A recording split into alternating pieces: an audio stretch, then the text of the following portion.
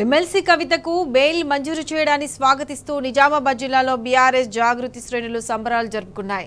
టపాకాయలు కాల్చి స్వీట్లు పంచుకున్నారు. నిరాధారమైన కేసులో ఎమ్మెల్సీ కవితను అరెస్ట్ చేసి అనేక రకాలుగా ఇబ్బంది పెట్టారని, చివరకు న్యాయం ధర్మం గెలిచిందని అంటున్న బీఆర్ఎస్ జాగృతి శ్రేణులతో మా ప్రతినిధి రవీందర్ ఫేస్ టు ఫేస్.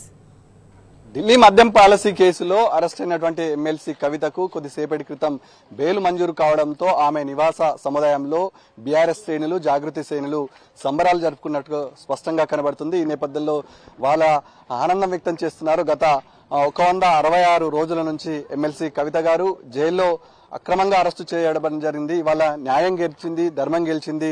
ఎట్టకేలకు కడిగిన ముత్యంలా ఏదైతే అరెస్టు కన్నా ముందు కవిత గారు చెప్పారో అందుకు అనుగుణంగా ఇవాళ కడిగిన ముత్యంలా బెయిల్ మంజూరు కావడం జరిగింది. మనతో పాటు మాట్లాడడానికి జిల్లా పరిషత్ చైర్మన్, మాజీ చైర్మన్ దాదన్న గారు, విఠలరావు గారు ఉన్నారు. సుప్రీంకోర్టు ధర్మాసనం కొద్దిసేపటి క్రితమే బెయిల్ మంజూరు చేయడం జరిగింది.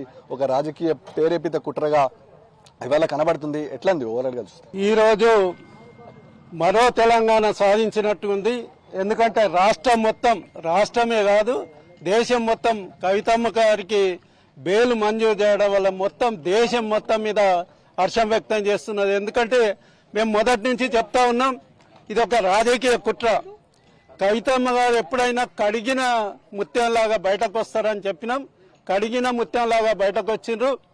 మరి 166 రోజులు మరి రాజకీయ కక్షతోనే కవితమ్మను జైల్లో ఉంచారు. కాబట్టి అట్లాగే మరి కవితమ్మ గారి అమ్మగారైన శోభమ్మ గారి కానీ, కవితమ్మ గారి మామగారైన మరి రామ్ కిషన్ రావు గారి కానీ మేము కాంగ్రెస్ కూడా చెప్పడం జరిగింది. కవితమ్మను టార్గెట్ గా చేసుకొని బీజేపీ వాళ్ళు కానీ కేంద్ర ప్రభుత్వం మరి ఏది అనివార్య కారణాల వల్ల జైల్లో ఉంచడం జరిగింది. ఈరోజు బెయిల్ దొరికింది. మేమందరము జిల్లా వ్యాప్తంగా, నిజామాబాద్ జిల్లా వ్యాప్తంగా సంతోషం, హర్షం వ్యక్తం చేస్తా ఉన్నాం. మీరు చెప్పండి, దాదాపుగా ఒక కుట్ర కోణం బట్టబయలైంది. సుప్రీంకోర్టు క్లియర్ గా చెప్పింది. దాదాపు మీ నిరీక్షణ ఫలించింది. ఇవాళ కవిత గారి జైలు నుంచి బయటకు రావడం జరుగుతుంది. ఓవరాల్ గా చూస్తే దీని వెనుకాలన్న మతలబ్ ఏంటి, ఏమనుకున్నాం? నిజంగా మా నిరీక్షణ ఫలించినటువంటి రోజు. ధర్మం గెలిచింది, న్యాయం గెలిచింది. ఇన్ని రోజులు ఈడీ ముసుగులో రాజకీయ పార్టీలు చేసినటువంటి కబంధ హస్తాలను మరి తెంచుకొని ఈరోజు మా నాయకురాలు ఆ రోజు చెప్పింది, ఆ రోజు మా నాయకుడు కూడా చెప్పాడు, కడిగిన ముత్యంలాగా కవితక్క బయటకు వస్తారని చెప్పేసి ఈ రోజు కవితక్క గారు బయటకు రావడం జరుగుతూ ఉంది. ఇప్పటి నుంచి మేము క్షేత్రస్థాయిలో తిరుగుతూ మరి మీ భర్తం బట్టే రోజు ఈ రోజు నుంచి స్టార్ట్ అయిందని చెప్పేసి ఆ పార్టీలకు హెచ్చరిస్తా ఉన్నాం. ధర్మో రక్షతి రక్షిత. ముఖ్యంగా ఎందుకంటే ధర్మంగా మనం ఉన్నాం కాబట్టి ఆ ధర్మం ఈ రోజు న్యాయబద్ధంగా కవితక్క గారిని బయటకు తీసుకొచ్చింది. మన తెలంగాణకి ఒక ఆడబిడ్డ కాబట్టి ఆమెకి నిజమైన ధర్మం లభించింది. మేము కూడా భగవంతుణ్ణి మనస్ఫూర్తిగా వేడుకుంటున్నాము. కవితక్క గారికి బెయిల్ రావడం మా అందరికీ ఆనందదాయకం, సంతోషదాయకం. ఈ రోజు కూడా ఆ యొక్క ధర్మాన్ని, న్యాయాన్ని గెలిపించినటువంటి గొప్ప వ్యక్తి కేసీఆర్ గారు. ఆ కేసీఆర్ గారిని భయపెట్టియాలని చెప్పేసి ఈరోజు ఆ బిడ్డను, వాళ్ళ బిడ్డ అయినటువంటి ఆడ ఒక మనిషిని చూడకుండా ఈరోజు పాలిస్తున్నటువంటి క్రూర ముగాలు. ఇవి మనుషులు కావేవి. ఈ జంతువుల కంటే ఎక్కువ అధ్వానమైనటువంటి మనుషులు ఈరోజు ఈ ఆడబిడ్డను 150, 160 రోజులు జైల్లో మగ్గించి ఈరోజు తెలంగాణ ప్రజల ఆడబిడ్డల ఉసురు తలిగేటట్టు ఈరోజు వాళ్ళు శాపాన్ని కోరుకున్నారు. తప్పకుండా మా కవితక్క ముత్యంలాగా బయటకు వస్తారని చెప్పేసి మా కేసీఆర్ చెప్పిండు. ముత్యంలాగానే బయటకు వచ్చింది.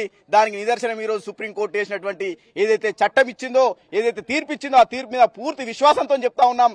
తప్పకుండా రేపు తెల్లారి ఈ రోజు జరిగినటువంటి ఈడీ, మోడీ ఇవి కేసులు కావు. ఇది కేవలం మోడీ కేసు. ఇది జై తెలంగాణ. రాజకీయ ప్రేరేపిత కుట్రలో భాగంగానే ఇవాళ కవిత గారిని అరెస్టు చేసి పంపడం జరిగింది. ఈ నేపథ్యంలో పసలేని కేసు అన్నట్టుగా స్పష్టంగా నిరూపితమైంది. దాదాపు 166 రోజుల తో పాటు కస్టడీలో ఉంచుకోవడం దారుణమని ఇటు బీఆర్ఎస్ శ్రేణులు, అటు జాగృతి శ్రేణులు ఆగ్రహం వ్యక్తం చేస్తున్నారు. ఈ నేపథ్యంలో సుప్రీంకోర్టు నిర్ణయాన్ని స్వాగతిస్తామని ఇటు బీఆర్ఎస్ శ్రేణులు చెప్తున్నారు. Vote studio.